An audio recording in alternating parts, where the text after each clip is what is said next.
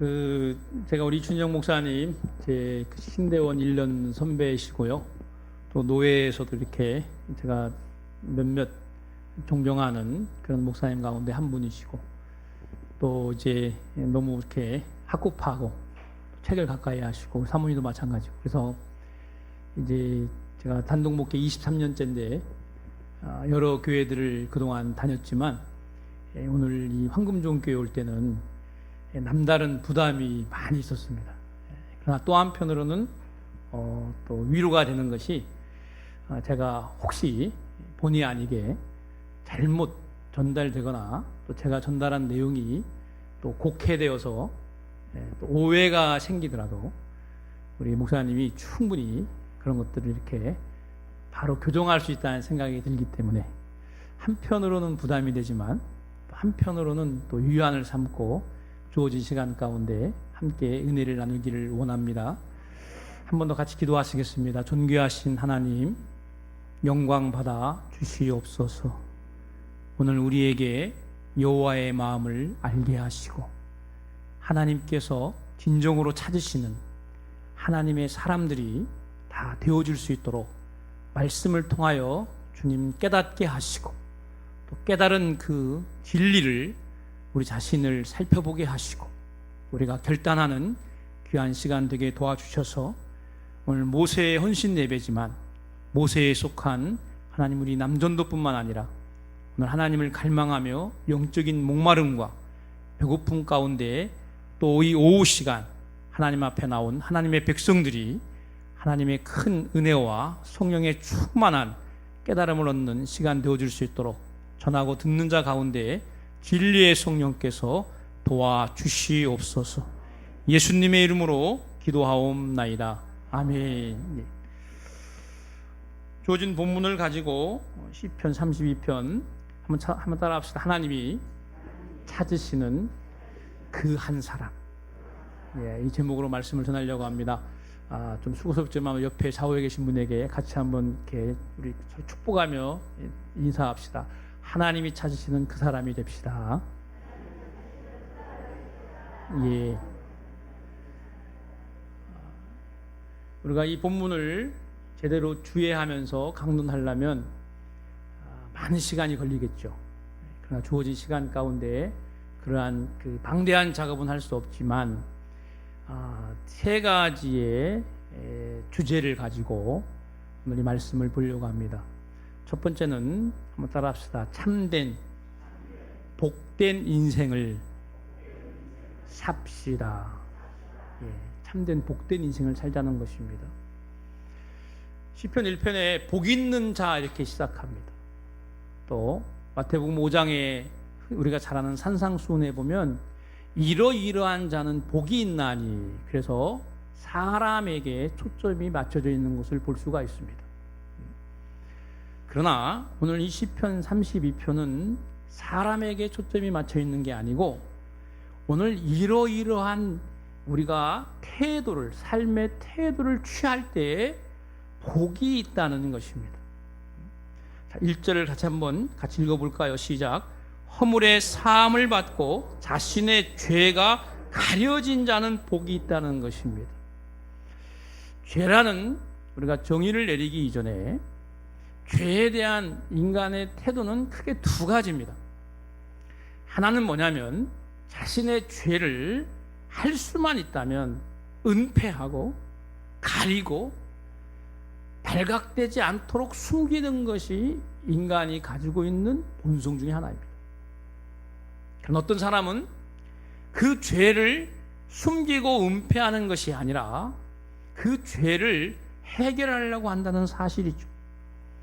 그래서 똑같은 죄를 짓지만 어떤 사람은 그 죄 때문에 고통을 당하고, 어떤 사람은 그 죄 때문에 신음을 하고, 오늘 3절 4절에 보면 내가 입을 열지 아니할 때, 이 말이 뭐냐면 내가 죄를 그대로 간직하고 은폐하고 숨기고 할 수만 있다면 이것을 내가 어떻게든지 이제 꽁꽁 내가 아는 곳에, 또 죄라고 하는 것은 또 다른 죄를 낳습니다. 그래서 그 죄를 은폐하기 위해서 또 다른 죄를 저지르는, 마치 다윗이 우리 아내 밧세바를 이제 취하고 난 다음에 그 임신 사실을 가리우기 위해서 우리아를 전쟁터에서 부른 다음에 그 진수성찬을 차려놓고 같이 합방을 하도록 2번씩이나 이렇게 계획을 세웠지만, 계획이 세워지지 않을 때 그 우리아를 전쟁터에서 죽게 만드는 이러한 일을 할 때에 얼마나 괴로웠고 얼마나 힘들었는지 오늘 종일 신음이나 또는 사절에 나와 있는 여름 가뭄에 마름이 같다는 말로 이해할 수 있습니다. 이처럼 죄를 때문에 고통당하고 또 힘들고 급기야는 하나님께로부터 이제 멀어지는 대표적인 예로 사울이 있겠죠. 또 아간이 있을 것입니다. 또 가룟 유다가 있을 것입니다. 그러나 어떤 사람은 그 죄 때문에 하나님과 얼마든지 가까워질 수 있다는 것입니다. 여러분 수고스럽지만 잠언 우리 28장 13절도 한번 확인해 보았으면 좋겠습니다. 구약 성경 잠언 28장 13절. 저는 성경을 같이 이렇게 많이 찾는 것을 좋아하는데 이 시간만큼은 조금 힘이 드시더라도 같이 찾으시고 찾는 게 영 불편하신 분들은 이제 앞에 띄워주는지 모르겠지만 이렇게 같이 읽을 때 귀를 잘 기울여서 청취하시면 감사하겠습니다. 잠언 28장 13절 같이 보겠습니다. 자기의 죄를 숨기는 자는 형통하지 못하나 죄를 자복하고 버리는 자는 불쌍히 여김을 받는다는 것입니다. 여러분 이 말씀을 믿으십니까? 세상에서의 복은 그 사람이 얼마나 소유하고 있는지, 얼마나 나은 환경 가운데 있는지, 얼마나 그 사람의 주변의 여건들이 휘황찬란한지를 가지고 복이라고 하는 것을 사람들이 이야기합니다. 그러나 성경은 그렇지 않습니다. 오늘 본문도 분명히 말하죠. 하나님과의 관계입니다. 비록 죄를 졌지만 그 죄가 사함을 받고 그 죄가 가려진 자는, 해결함 받은 자는 복이 있다는 것입니다. 여러분 인간과 하나님의 차이가 바로 여기에 있습니다. 인간은 나보다는 보다 나은 사람. 80년대 후반에 이 실화를 바탕으로 영화가 하나 만들어졌는데 영화의 제목이 뭐냐면 행복은 성적순이 아니잖아요 하는 영화가 있었어요. 근데 이제 한 여학생이 있었는데요. 초등학교 때부터 중학교 3학년 때까지 한 번도 학교에서 1등, 전교 1등을 놓친 적이 없는 여학생이었어요. 근데 그 부모님이 얼마나 성적을 가지고 이제 압력을 가하고 힘들게 했는지, 이 여학생은 학교에서 늘 항상 1등을 했지만 그만 아파트 옥상에서 떨어져서 자살을 했습니다. 여러분들 어떻든지 모르겠지만 어렸을 때 집에서 그런 이야기를 많이 들었어요. 너보다 공부 잘하는 사람, 너보다 나은 사람, 너보다 더 이렇게 훌륭한 사람, 이런 사람을 사귀어야 한다는 이야기를 부모님에게 듣곤 했어요. 여러분 이 이야기는 오늘 이 인간의 어떤 모습을 보여주는 거예요. 인간은 보다 더 자기보다 나은 사람, 그렇기 때문에 우리는 너무나 많은 것으로 우리를 치장하려고 하고 가리려고 합니다. 만약 우리의 진짜의 모습이 드러나거나 알려지면 저 사람이 나하고 친한 저 사람이 나한테 등을 돌릴 수도 있고 나를 무시할 수 있다고 생각합니다. 그런데 하나님은 그렇지 않습니다. 하나님은 죄인을 가까이 하십니다. 여러분 믿으세요. 그래서 복이 있는 사람. 우리 주님이 마가복음 2장에 말씀하잖아요. 레윈이라고 하는 세리와 함께, 세리가 세관에 앉았을 때 예수님이 부르시거든요. 나를 따라오너라. 그리고 그 레위의 집에 가서 같이 식사를 하실 때 동료 세리들과, 성경에 보니까 마가복음 2장 14절부터 죄인들이 와 있었어요. 그러니까 바리새인들이 예수님의 제자들에게 이제 힐난하죠. 왜 너희의 선생은 죄인과 세리와 함께 식사하느냐. 그때 예수님께서 하신 말씀이 뭡니까? 건강한 자에게는 의원이 필요 없지만 병든 자에게는 의원이 필요하다. 나는 의인을 부르러 온 것이 아니고 누구를 부르러 왔어요? 죄인을 부르러 왔다는 사실입니다. 여러분 이 말씀을 분명히 믿는 줄로 믿습니다. 여러분 복된 인생을 살아야 돼요. 복된 인생이 뭐예요? 우리의 죄 때문에 누구를 가까이 하는 거예요? 하나님을 가까이 하는 인생이 복된 인생인 것을 믿고 그렇게 사실 수 있기를 주의 이름으로 축원합니다. 네, 두 번째는요, 따라합시다. 참된 의인으로 살자는 것입니다. 오늘 본문의 내용의 10절과 11절을 보면 오늘 이 다윗이 이 글을 쭉 기록하면서 죄의 문제를 해결한 받은 사람과 받지 않는 사람들을 표현할 때 10절 우리 11절 같이 한번 읽어보겠습니다. 시작. 악인에게는 많은 슬픔이 있으나 여호와를 신뢰하는 자에게는 인자하심이 두루두다. 너희 의인들아 여호와를 기뻐하며 즐거워할지어다. 마음이 정직한 너희들아 다 즐거이 외칠지어다. 이 악인은요, 아직 자기의 죄의 문제를 해결한 받지 못한 사람이에요.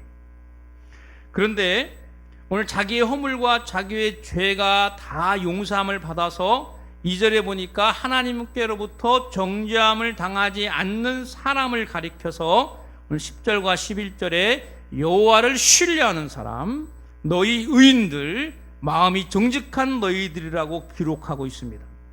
특별히 시편에 보면 인자하다는 말이 너무 많이 나오는데요, 이 헤세드라고 하나 중요한 히브리 단어인데 이 인자하심을 너무 극명하게 표현한 성경이 어디냐면 출애굽기 34장입니다.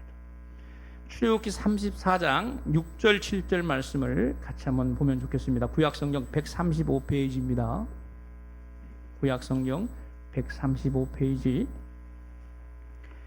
배경은 이스라엘 민족이 금송아지를 만들어서 모세가 처음에 돌판을 깨고 두 번째 돌판을 받으러 십계명을 받으러 시내산에 갔을 때에 하나님께서 모세에게 말씀하시고 나타나는 현현을 가리키는데요. 출애굽기 34장 6절 7절 말씀 같이 읽습니다. 여호와께서 그의 앞으로 지나시며 선포하시되 여호와라 여호와라 자비롭고 은혜롭고 노하기를 더디하고 인자와 진실이 많은 하나님이라. 인자를 천대까지 베풀며 악과 과실과 죄를 용서하리라. 그러나 벌을 면제하지는 아니하고 아버지의 악행을 자손 3사대까지 보응하리라.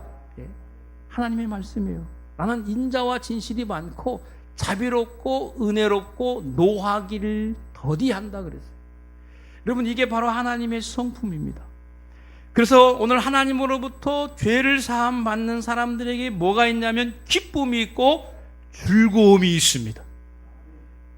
우리가 죄인이었지만 하나님께서 죄인된 우리들을 하나님의 자녀 삼으시기 위해서 그분이 우리를 위해 대속물이 되심으로 말미암아 그 사실을 믿음으로 우리가 하나님의 자녀가 되고, 요한복음 14장과 15장에 보면은 우리에게 염려 대신 근심 대신 하나님이 우리 안에 기쁨을 주시고, 이 기쁨은 우리가 어떤 삶이 풍성해지고 나아져서 오는 기쁨도 있을 수 있지만 더 궁극적인 기쁨은 우리가 하나님으로부터 의인이 되는 것입니다.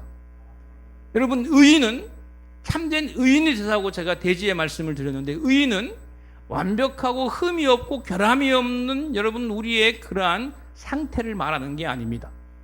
의인은 우리가 죄인이고 죄로 말미암아 마땅히 죽을 수밖에 없지만 하나님께서 그 죄를 용서하시고 오늘 죄인된 우리를 가리켜서 의인으로 불러주시고 칭해주시기 때문에 의인이 되는 것입니다. 여러분, 이게 역설적인 표현이 있죠. 예수님은 죄인을 부르러 왔다 그랬어요. 죄인을 불러서 죄를 용서하시는 하나님을 믿음으로 이제는 죄인이 뭐가 되는 거예요?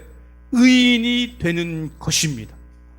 그래서 여러분, 이 시편 32편의 말씀을 누가 인용하냐면 바로 사도 바울이 이신칭이라고 하는, 여러분 이 정말 기독교의 교리 가운데 가장 중요하다고 말할 수 있는 이신칭의를 설명할 때에 바울이 로마서 4장에서 바로 이 시편 32편의 말씀을 인용하고 있어요. 자, 우리 봐야겠죠? 자, 여러분 다 같이 한번 시편 로마서 4장으로 한번 이제 가보시겠습니다. 로마서 4장 신약성경 243페이지입니다. 243페이지입니다.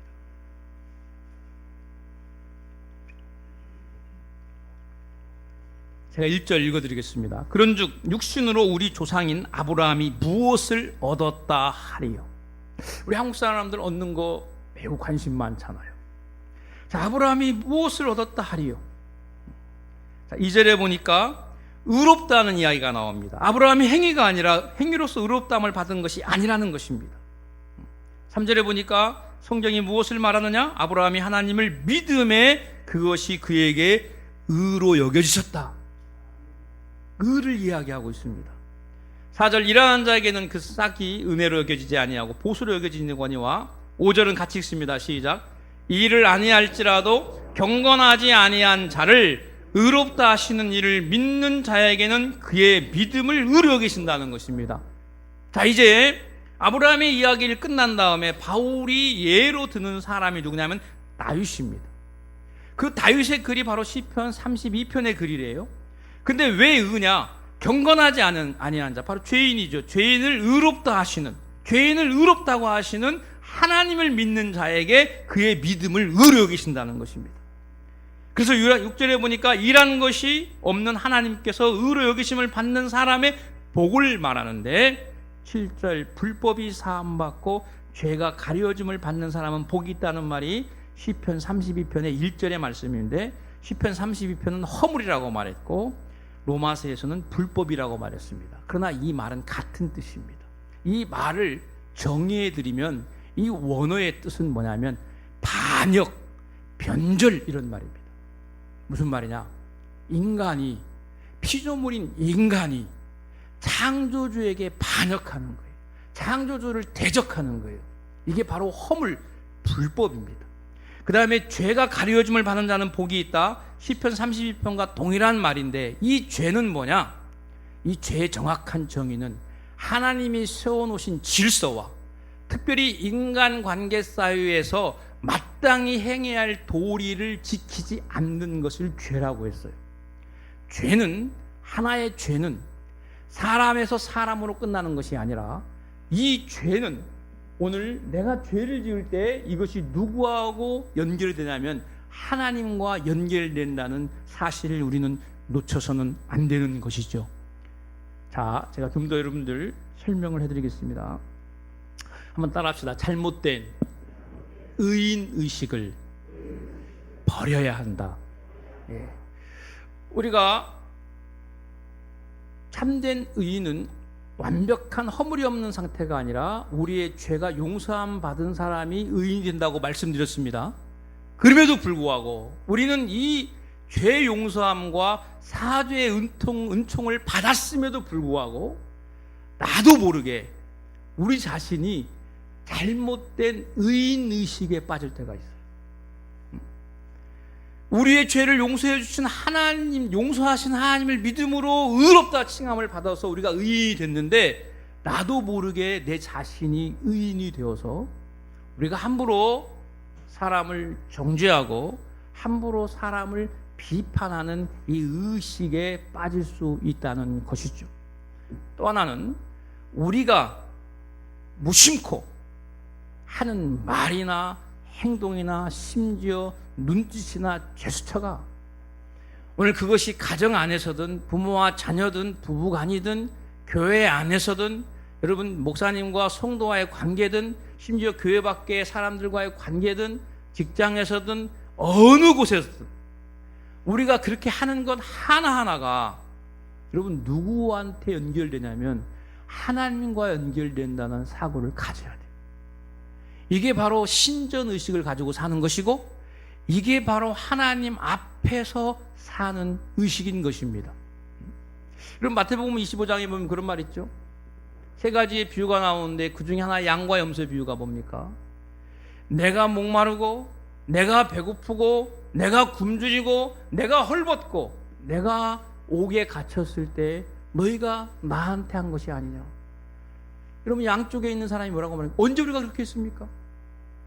지극히 작은 자가 배고프고 목마르고 굶주리고 그렇게 할 때 한 것이 곧 나에게 뭐예요? 한 것이라고 말했습니다. 그렇죠? 자, 이 시편 32편은 우리가 이것을 분류할 때 시편은 다른 이 역사서라든가 또는 다른 이 모세오경이라든가 하는 거하고 우리가 이것을 본문을 해석하고 볼 때는 차이가 있죠. 왜? 이것은 시이기 때문에. 자, 그렇다면 이 시편을 가리켜서 이 시편 안에 찬양도 있고 교훈도 있고 감사도 있고 뭐 여러 가지 그런 시로 우리가 분류할 수 있는데, 이 시편을 가리켜서 여러분 시편 이 32편의 표제를 보면 뭐라고 기록되어 있죠? 다윗의 마스길이라고 기록됐습니다. 이 마스길이라는 말은 원래 샤칼이라고 하는 교훈이라고 하는 히브리 단어에서 가져온 건데요. 이 원문을 보면 이 표제어가 1절 안에 들어가 있어요. 그런데 그래서 이것을 가리켜 어떤 사람은 감사하시다. 왜? 10절과 11절을 보니까 기뻐하고 즐거워한다는 거예요. 감사한다. 하나님 앞에 용서받는 것에 대해서 감사하는 그러한 그 마음이 넘친다는 거예요. 특별히 복이 있다고 하는 말이 단수가 아니고 복수로 나와 있어요. 그래서 뭐냐면 하나님 주시는 그 죄의 가려움을 받을 때 넘치는 감사가 있다는 거예요. 근데 어떤 사람은 아니다. 이것은 대표적으로 우리가 잘 아는 시편 51편과 같이 참회시다 그랬어요. 자, 이제 여러분 시편 51편에 한번 가서 이제 보시겠습니다. 시편 51편에 보면 똑같이 다윗의 시인데 오늘 거기에는 32편에는 저작의 이 시편이 쓰여진 배경이 나와 있지 않지만 시편 51편에는 시편 32편과는 다르게 이 시가 쓰여진 배경이 나와 있어요. 표제어에 뭐라고 나와 있습니까? 다윗이 밧세바와 동침한 후 선지자 나단이 그에게 왔을 때에 오늘 이 시를 지었다고 기록해 있습니다. 자, 특별히 4절에 보겠습니다. 4절 시작. 내가 주께만 범죄하여 주의 목전에 앙을 행하여 싸우니. 우리가 이 말을 잘못 오해하면 야, 이 다윗이 천인공노할 짓을 해놓고 사람한테 미안하다고 말하는 것이 아니라 하나님에게만 범죄했다고 말하는 야, 이런 못된 사람이다 이렇게 생각할 수 있는데 이건 그게 아닙니다. 다윗은 사람인 밧세바와 우리와 그 가정에게 엄청난 아픔을 줬지만 오늘 다윗은 그 죄를 사람에게만 지은 것이 아니라 누구에게 그 죄가 연결됐다고 고백하는 거냐면 하나님께 연결됐다고 고백하는 것입니다. 한번 아멘 한번 해주세요. 네, 제 말을 이해를 못하시는 뭐 하시는지 제가 설명을 잘 못했는지. 여러분 부부가 서로 다퉜어요. 그 사람의 마음을 아프게 했어요. 그러면 부부가 다퉈서 아프게 한 것을 내가 당신에게 잘못했어 이렇게만 생각하는 사람이 있지만 내가 우리 남편을 마음을 아프게 함으로 누구의 마음을 아프게 해요? 하나님의 마음을 아프게 한다. 여러분 이 마음이 있나요? 우리가 영성이라고 하는 스피리추얼 영성에 대한 이야기를 많이 하는데요. 우리가 눈을 감으면 보이죠? 귀에서 어떤 신비한 음성이 들려요. 아주 참 영성이 뛰어나다고 이렇게 말하시는 분들도 있어요. 그게 정말 영성일 수 있을까? 우리가 한번 자문해 봐야 합니다. 또 우리가 이렇게 말해요. 저 사람은 법 없이도 살 수 있어. 여러분 정말 법 없이도 살 수 있다는 말 우리가 흔히 듣고 말할 수 있지만 정말 그 사람이 의인일까요? 성경은 그렇게 말하고 있지 않아요. 죄인이 하나님 앞에 용서함을 받는 거예요. 근데 가장 1차적인 영성은 이런 것입니다. 나는 옳고 너는 다 틀렸어요. 내가 생각하는 게 다 맞아요. 내 판단이 다 맞아요. 저 사람이 나한테 틀렸어요. 나는 옳고 저 사람은 틀렸다. 이것은 1차적인 영성이라는 거예요. 그러나 2차의 영성은 뭐냐? 저 사람이 틀린 게 아니라 따라합시다. 나와 저 사람은 다른 거야. 다른 거야.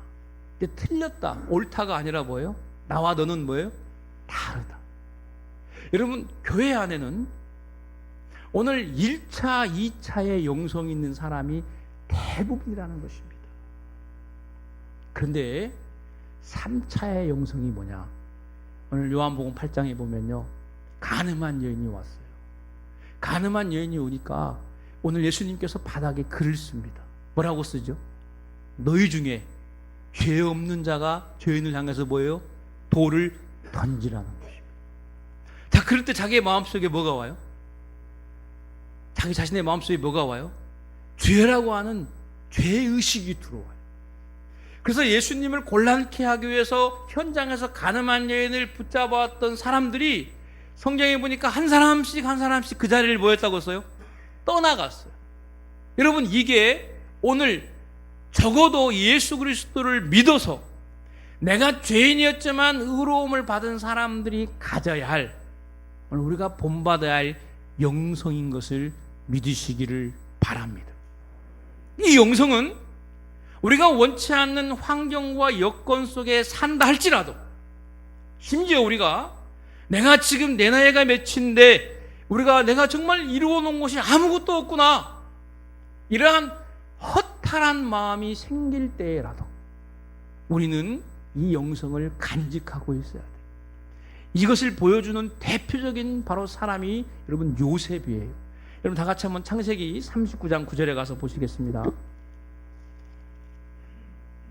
성경 여러 군데 찾아서 죄송하지만 여러분들에게 도움을 주기 위해서 직접 눈으로 확인하는 건데요.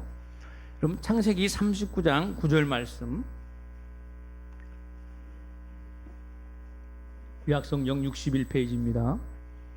자, 7절부터 8절은 제가 읽겠습니다. 그 후에 그의 주인의 아내가 요셉에게 눈짓하다가 동침하기를 청하니 요셉이 거절하며 자기 주인의 아내에게 이르되 내 주인이 집안의 모든 소유를 간섭하지 아니하고 다 내 손에 위탁하였으니 이 집에는, 같이 읽습니다, 나보다 큰 이가 없으며 주인이 아무것도 내게 금하지 아니하였어도 금한 것은 당신뿐이니 당신은 그의 아내임이라.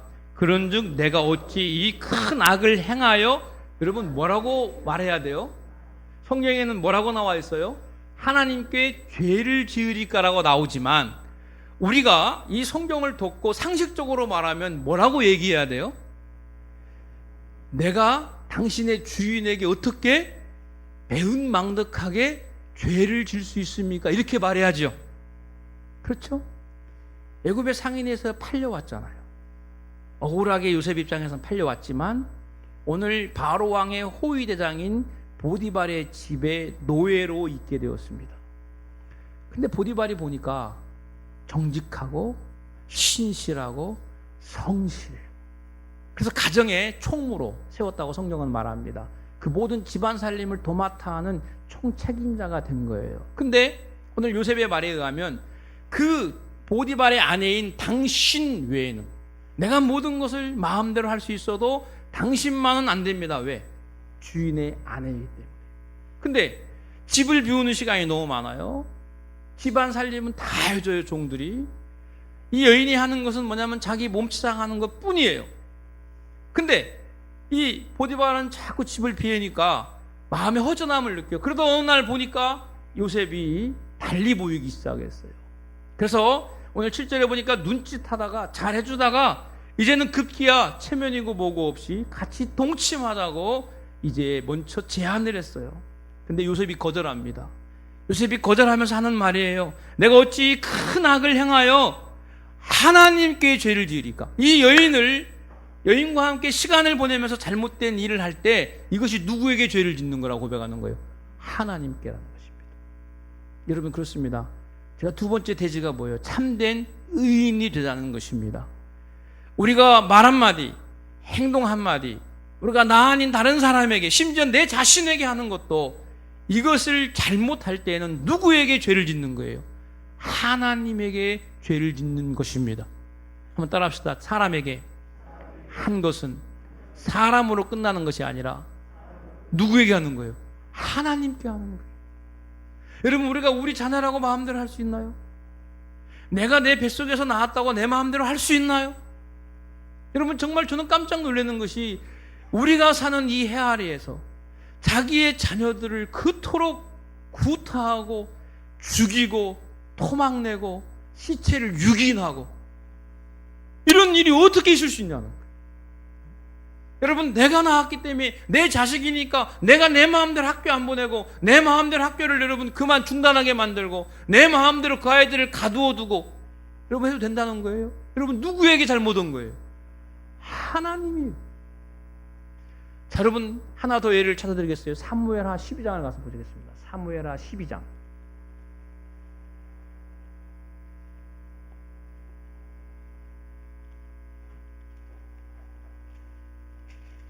사무엘하 12장입니다. 12장 여러분 구약성경 479페이지인데요. 찾기 전에 제가 25절부터 27절 읽어드릴게요.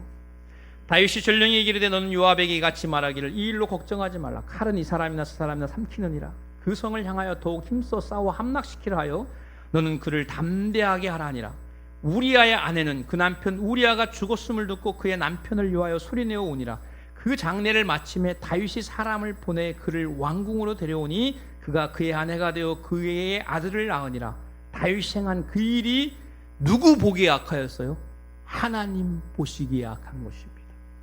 자기의 죄를 은폐하기 위해서 오늘 배가 불러오는 그 밧세바의 그 치부를 가림으로 본인의 그 치부를 가리기 위해서 우리아를 데려왔지만 두 번의 진수성찬에도 자기 아내와 합방하지 않을 때 처참 앞에 최전방에 보내서 요압으로 돕지 못하게 하고 죽음을 맞이하게 합니다. 다윗은 그런 생각을 했을 거예요. 이제는 아무도 모를 것이다. 나의 모든 죄는 덮어질 것이다. 그리고 우리아를 밧세바를 내 아내로 맞이해야 하면 이 모든 것은 다 완벽하게 될 것이다. 그때 여러분 성경 저자는 뭐라고 말합니까? 다윗이 행한 이 일이 누구 보기에 악한 거예요? 하나님 보시기 악하더라는 것입니다. 여러분 우리가 예수를 믿으면서 우리가 신앙생활하면서 가장 놓쳐서는 안 되는데 놓치기 쉬운 게 바로 뭐냐? 이 신전의식이에요. 하나님 앞에서 코람데오 하나님 앞에서의 의식이 희박하기 때문에 우리는 아니면 되지 아니면 말지 이런 식의 언행과 이런 식의 여러분 우리의 그 보이지 않는 언어의 폭력과 말을 할 때가 너무나 많이 있다는 거예요. 여러분 교회에서도 마찬가지입니다. 교회에서도 가장 교회가 하나 되지 못하게 하는 것이 뭐냐면 바로 이러한 의식이 희박하기 때문에 그런 거예요. 자, 오늘 사무엘하 12장 13절에 볼까요? 하나님은 우리 모두가 의인 되기를 원하십니다. 그래서 나단이라고 하는 선지자를 하나님께서 다윗에게 보내는 거예요. 12장 1절에. 왜? 참된 의인은 완벽한 자가 아니라 세 번째 말합니다. 자기의 죄가 하나님 앞에 고백되어서 자기의 죄를 직면함으로 하나님 앞에 용서함을 받은 자이기 때문에 하나님은 노하기를 던해하시고 인자와 진실이 많으신 분이기 때문에 하나님은 선지자를 통해서 다윗이 자기의 죄를 직면하게 하고 죄를 고백하게 함으로 하나님은 그 다윗을 또 우리 모두를 하나님은 의인 삼아 주기를 원하기 때문에 이 일을 하는 것입니다. 여러분 그랬을 때 나단 선지자가 와서 이야기했을 때 다윗이 뭐라고 고백합니까? 12장 13절에 시작. 다윗이 나단에게 이르되 내가 여호와께 죄를 지었다는 거예요. 자기가 하나님께 죄를 지은 것을 몰랐어요. 자기가 정말 참 나쁜 놈이구나. 내가 충신을 죽이다니 참 나는 참 나쁜 놈이야. 이런 생각까지는 가질 수 있었어요. 근데 자기가 하는 일이 누구에게 죄를 지었다고 고백해요? 하나님께 죄를 짓는다는 고백을 합니다. 사랑하는 여러분 남편에게, 여러분 교회에게, 여러분 아내에게, 자녀에게, 부모에게 하는 모든 것들이 여러분 그 눈에 보이는 대상으로 끝나는 게 아니고 누구에게 하는 거예요? 하나님께 한다는 생각을 우리가 갖는다면 여러분 우리의 언행과 삶은 훨씬 더 신중해지고 진실되고 바르게 변화될 줄로 분명히 믿습니다. 자, 오늘 시편 32편을 통해서 세 가지를 말씀드린다고 할 때 두 가지를 얘기해서 첫 번째는 참으로 복된 인생을 살자는 얘기 해드렸습니다. 세상에 소유가 아니라 그랬습니다. 우리 죄가 용서 안 받는 것이 복된 인생이라고 말씀드렸습니다. 두 번째는 참된 의인이 되다고 말씀드렸습니다. 완벽한 죄가 없는 상태가 아니라 그 죄가 뭐예요? 주님 앞에 고백되었을 때 용서함 받는 것이고, 그렇기 때문에 우리가 하는 모든 것들이 하나님 앞에 한다는 신전의식을 갖자는 이야기를 말씀드렸습니다. 아멘.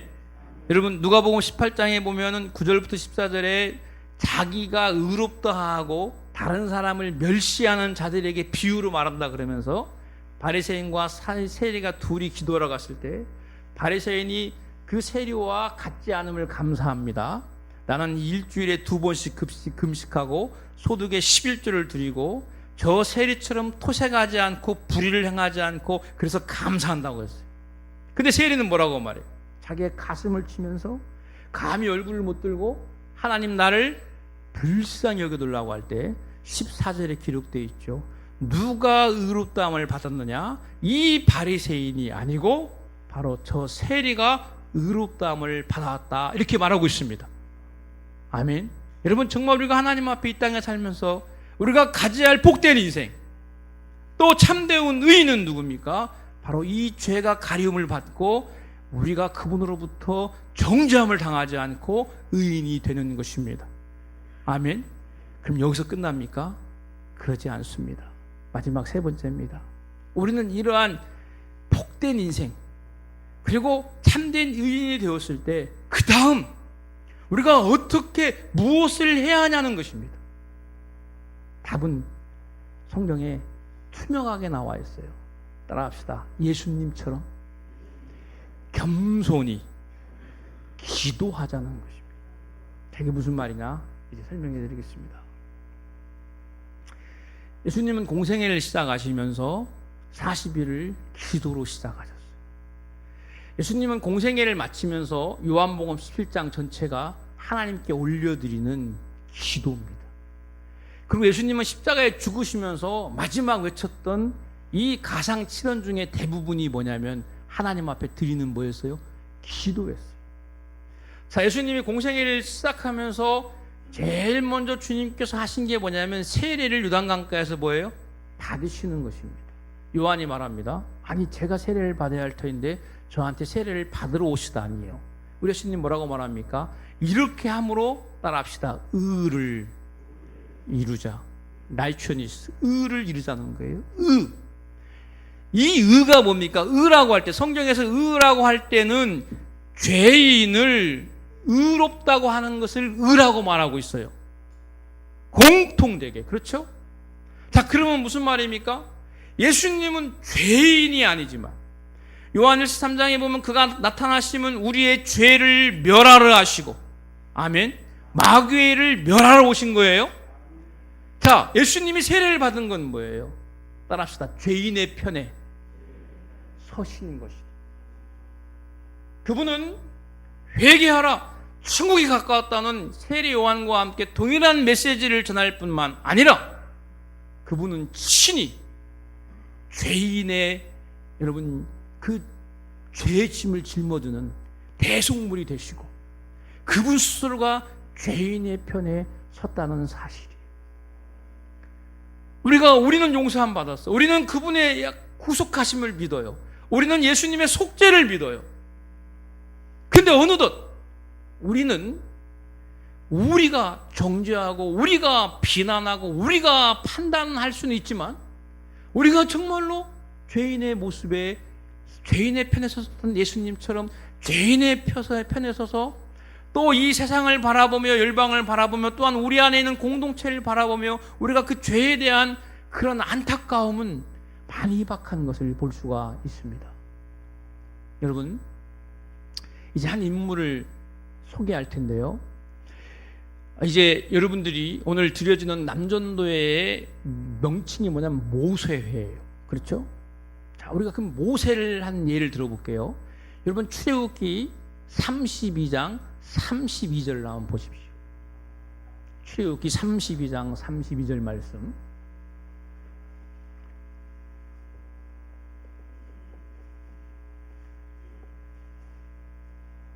역시 우리 준영 목사님이 얼마나 목회를 잘하시는지 이렇게 성경을 많이 찾는데도 한 분도 이렇게 푸념하지 않으시고 찾아서 너무 감사합니다. 예. 자, 외기도 쉽죠? 출애굽기 32장 32절이에요. 금송아지 사건 때 하나님께서 모세에게 말합니다. 내가 내 마음대로 하도록 나를 내버려 두라는 거예요. 그때 여러분, 이 모세가 하나님 앞에 드리는 기도를 보십시오. 자, 32절 같이 읽어보겠습니다. 시작.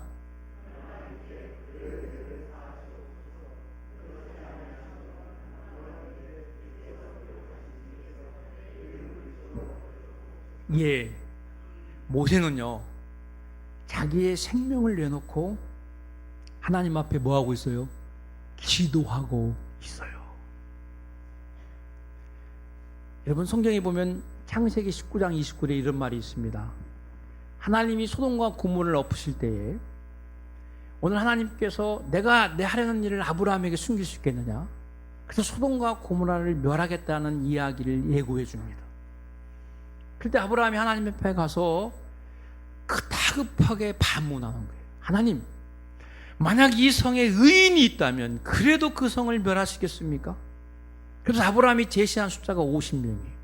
만약 이 성에 50명이 있다면, 아니 이 성에 45명이 있다면, 아니 이 성에 30명이 있다면, 아니 이 성에 20명이 있다면, 아니 이 성에 10명이 있다면 그래도 멸하시겠습니까?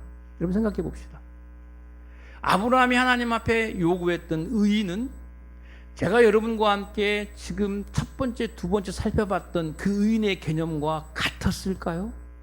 아니면 그 죄를 용서하시는 하나님이 아니라 그냥 도덕적으로 또는 윤리적으로 또 내 자신과 비교할 때 좀 더 뭔가 성숙한 모습으로 살았던 반듯한 사람을 이야기했을까요?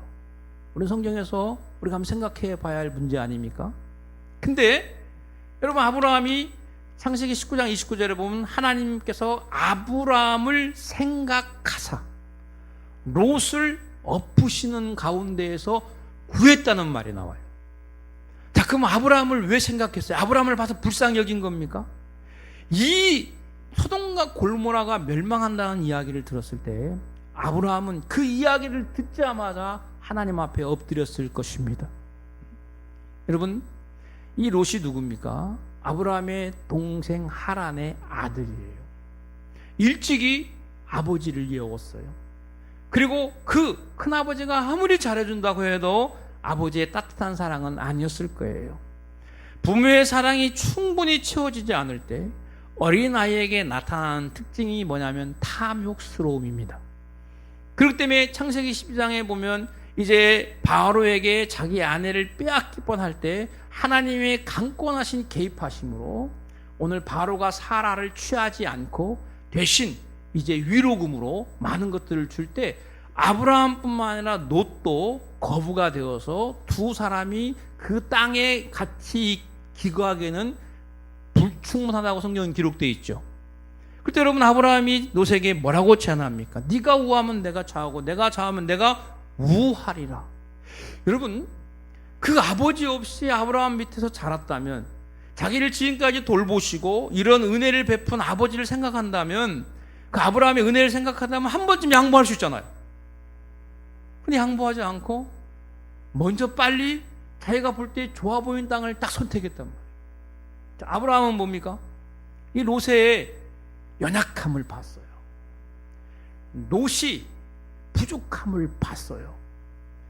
그래서 그 아브라함을 생각했다고 하는 것은 제가 생각할 때 뭐냐면 하나님께서 그 성을 멸하신다고 할 때 아브라함이 롯의 죄를 붙들고 마치 나의 죄처럼 기도했다 이 말이죠. 마태복음 5장에 보면요, 심령이 가난하다는 말 나오면 이런 말이 나옵니다. 한번 따라합시다. 애통하는 자는 복이 있나니 저희가 위로를 받을 것입니다. 여러분, 이것은 주님이 우리 안에 있을 때 우리에게 성령을 통해서 부어지는 그리스도의 형상입니다. 아멘.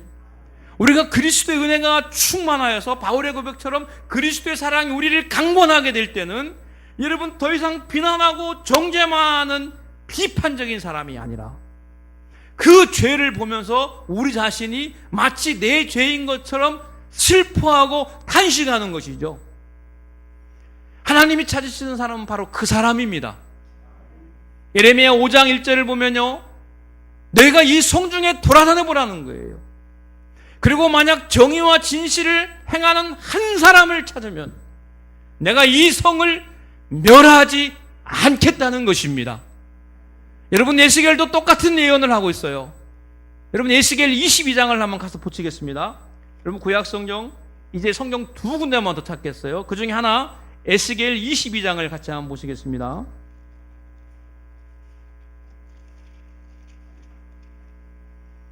구약성경 1184페이지입니다. 1184페이지 30절입니다.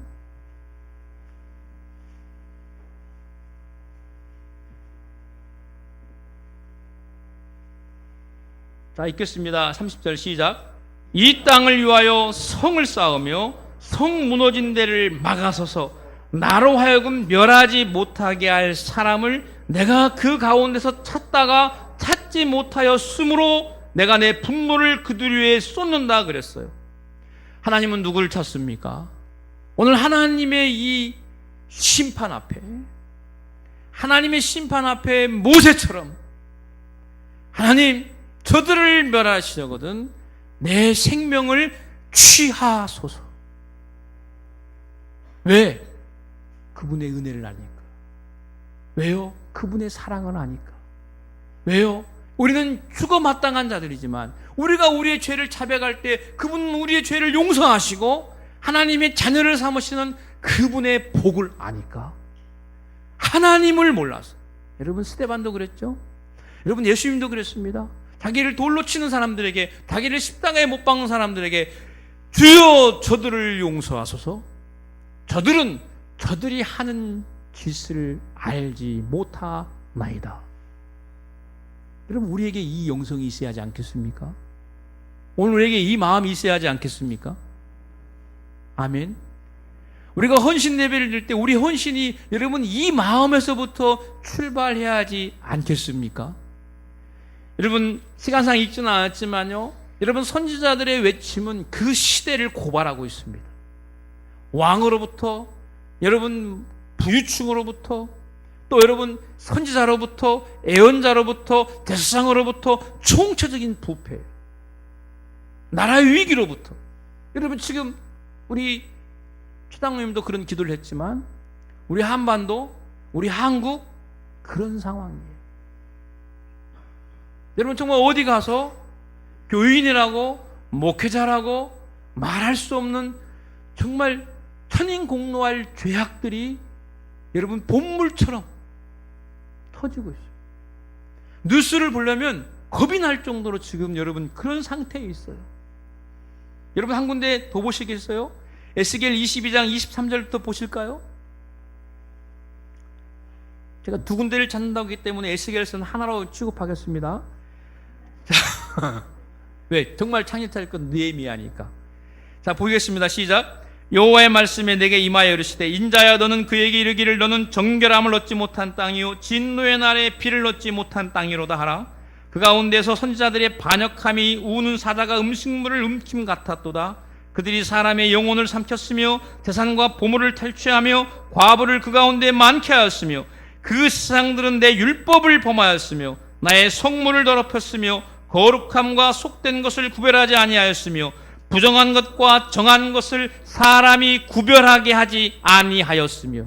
여러분 오늘 교회가, 여러분 이 강단이 우리에게 일깨워줘야 할 말이 뭐예요? 어떤 것이 정하고 어떤 것이 정하지 않은 것을 가르쳐줘야 돼요. 근데 여러분 교회에서 회개의 말씀을 전하지 못하도록 여러분 분위기가 압박하고 있어요. 그렇죠? 여러분 주님, 우리 하나님께서 모세를 통해 십계명을 줄 때도 뭡니까? 이거는 지켜야 할 것, 이것은 해서는 안 될 것, 정한 것과 부정한 것을 그대로 가르쳐 주셨어요. 오늘 우리에게는 뭐냐? 쏠림 현상이에요. 쏠림 현상. 여러분이 쏠림 현상에서 제자리를 잡아놓는 것은 하나님의 말씀이요, 제자리를 잡는 것은 그리스도의 이 사죄의 은총을 경험한 우리 자신이야 됨을 분명히 믿으시기를 바랍니다. 말로 전도하고 말로 배려하고 말로 여러분 좋은 것을 줘도 귀한 일이지만, 여러분 우리는 우리 자신이 정말 그리스도의 이 모습을 가지고 불쌍히 여기고 궁휼히 여기는 마음을 가져야 한다는 사실이에요. 여러분 그래서 마지막 소개하고 싶은 사람이 많은 성경에 예가 있지만 느헤미야예요. 여러분 느헤미야 1장을 한번 가서 보시겠습니다. 이제 마지막입니다. 여러분 느헤미야 1장입니다. 여러분 6절 7절 말씀 보겠습니다.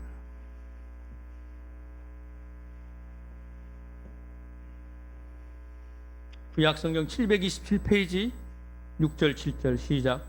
이제 종이 주의 종들인 이스라엘 자손을 위하여 주야로 기도하며 우리 이스라엘 자손이 주께 범죄한 죄들을 자복하오니 주는 귀를 기울이시며 눈을 여시사 종의 기도를 들으시옵소서.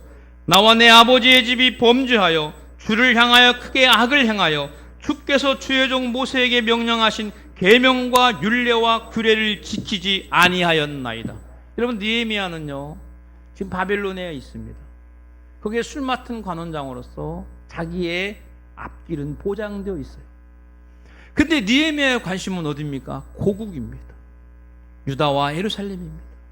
거기에 대한 소문이 그의 관심이었습니다. 성은 회파되고요, 도시는 불타고요.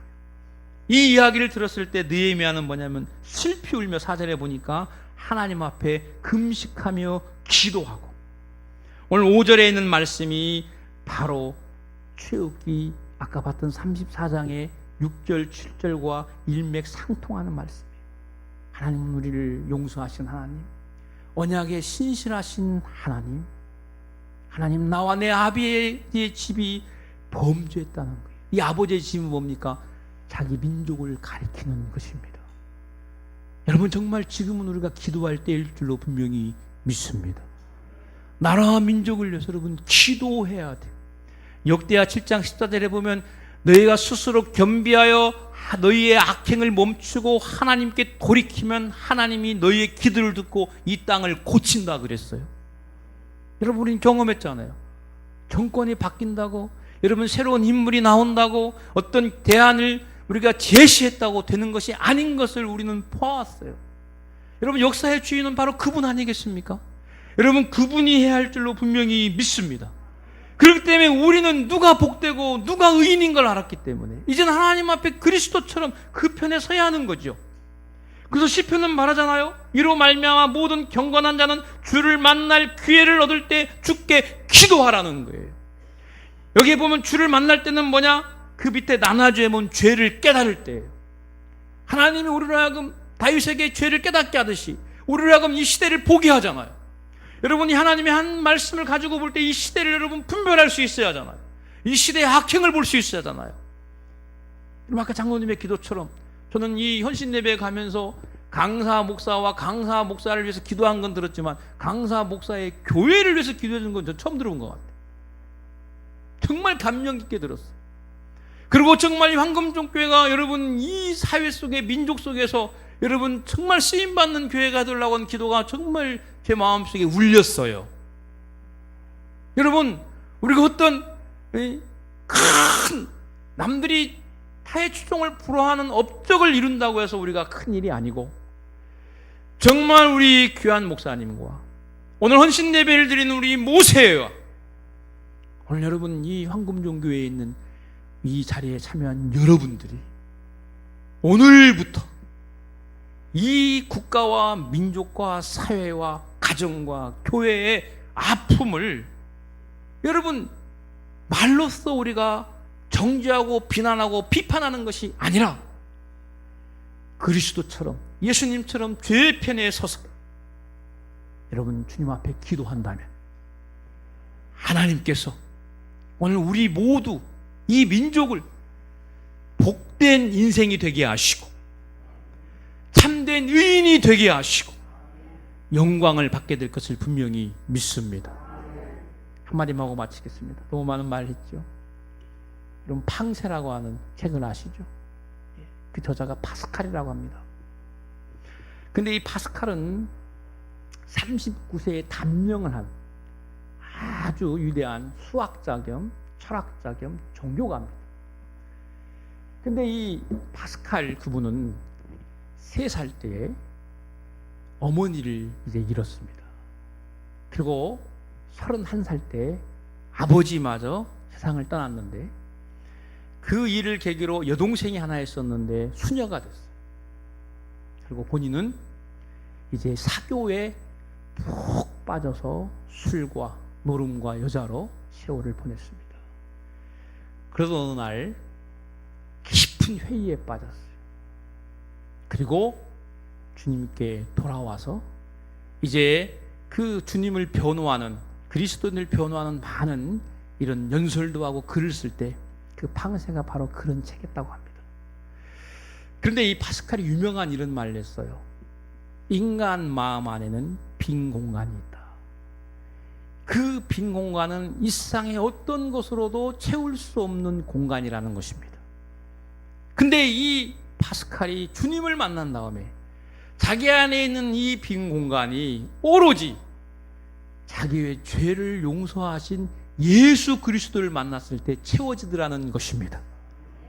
사랑하는 여러분, 오늘 저와 여러분에게도 이 은혜가 임하여서 여러분, 우리가 지금까지도 주의 은혜로 살았지만 앞으로도 더 참된 복된 인생, 참된 성경이 말하는 의인, 그리고 이러한 축복을 받은 우리가 마땅히 여러분 에스겔과 또 에레미야가 예언했던 것처럼 니에미야처럼 하나님은 그 시대를 고칠 때 여러분 바벨론을 무너뜨리는 더 힘센 국가와 군사력으로 사람들로 준비시킨 게 아니라 니에미야 한 사람이 하나님 앞에 기도하는 기도의 종이었을 때 하나님은 느헤미야 하나로, 성경은 우리가 시간상 보지 않았지만 대표적으로 느헤미야 12장 13장에 가보면요, 느헤미야 하나로 그곳에 있는 사람들이 정결해지고 주 앞에 돌아오는 놀라운 결과를 볼 수가 있습니다. 여러분들이 이런 은혜가 오늘 있기를 주의 이름으로 축원합니다. 다 같이 한번